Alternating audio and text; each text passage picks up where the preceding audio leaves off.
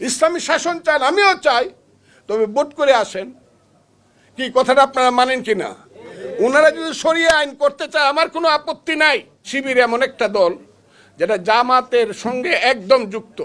জামাত নিঃশ্বাস না ফেললে শিবির নিঃশ্বাস ফেলতে পারে না। কাজে শিবিরের কথাটা জামাত ইসলামের কথা। আমি প্রথম দিন বলছি জামাত ইসলামের চরিত্রের অনেক পরিবর্তন, তারা সুন্দরভাবে আগাচ্ছে। কারণ জামাত ইসলামের আমিরে আমি চিনি, যত দেখে না করে পাকনা দাড়ি টাড়ি, ওনাকে আমি সালাম দিই, কিন্তু বয়সে আমার 5 বছরের ছোট উনি। আমি ওনাকে দেখছি উনি জাসদ ছাত্রলীগ করে না, আমি মিথ্যা কথা বললে আপনারা জানেন, দেখেন উনি জাসদ ছাত্রলীগ করতো, মান্নাদের কর্মী ছিল, মাহমুদুর রহমান মান্নাদের। উনি খুব সুন্দর ভালো কথা বলে, আমি মনে করছিলাম এখন বুঝি বাংলাদেশ অপাইব, কিন্তু না। তারা পরে দেখা গেল ফ্র্যাঙ্কেস্টাইনের ভূমিকা অবতীর্ণ হয়েছে, যে আশ্রয় দিছে তারা খাইতে চায়। কথাটা খুব ঠিক। 18 সনে যদি বিএনপি যদি ধানের শীষ মার্কাটা কার বলেন আপনারা? বিএনপির। তাদের পাল্লা মার্কা ছিল?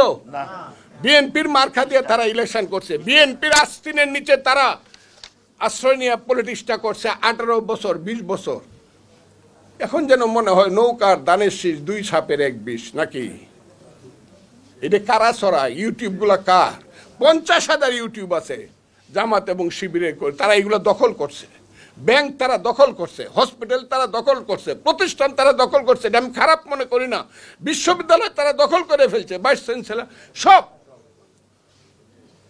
আমি আমার জেলা দিয়ে বলি, আমার জেলায় একটা সিট যদি পায় জামাত, আমি মনে করবো আমার পুনর্জন্ম নিতে হবে।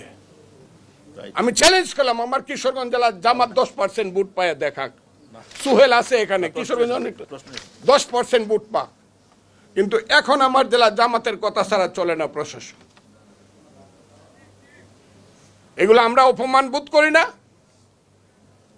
যারা তারা আশ্রয় দিল, বাঁচাইলো, তাদেরকে এখন খাইতে চান। এখন আবার মনে করেন বিএনপি দরকার নাই, আমরা ইলেকশন করে আমরা পাস করে ফেলবো। বিএনপিকে ভুলে গেছেন যে বিএনপি আপনাকে সমস্ত জায়গাতে আশ্রয় দিছে। দেশনেত্রী বেগম খালেদা জিয়ার 2টা স্টেটমেন্ট যদি মনে না রাখেন, 8 সনের পরে ভুল করবেন।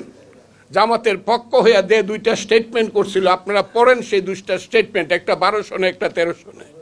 তখন উনি বিরোধী দলের নেত্রী ছিলেন, আপনাদেরকে আশ্রয় দেয় নাই।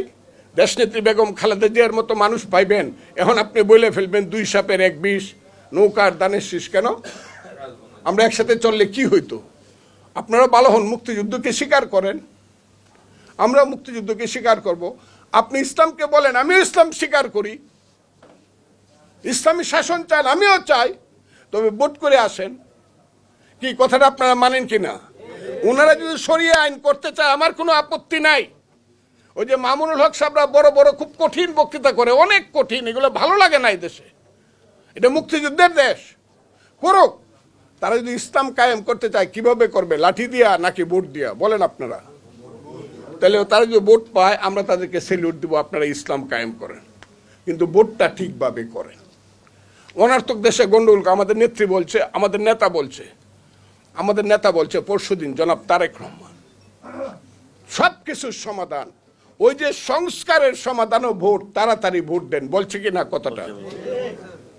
ভোট দেন, আগে নির্দিষ্ট হোক, নির্ধারিত হোক এই দেশে কে মেজরিটি। আপনারা আবার করেন না, বঙ্গবন্ধুর কথা বললেই কোন ফজলুর রহমান আওয়ামী লীগ করে। আরে আওয়ামী লীগ করবো, আমি তখন 18 বছর যাবৎ বিএনপি করি।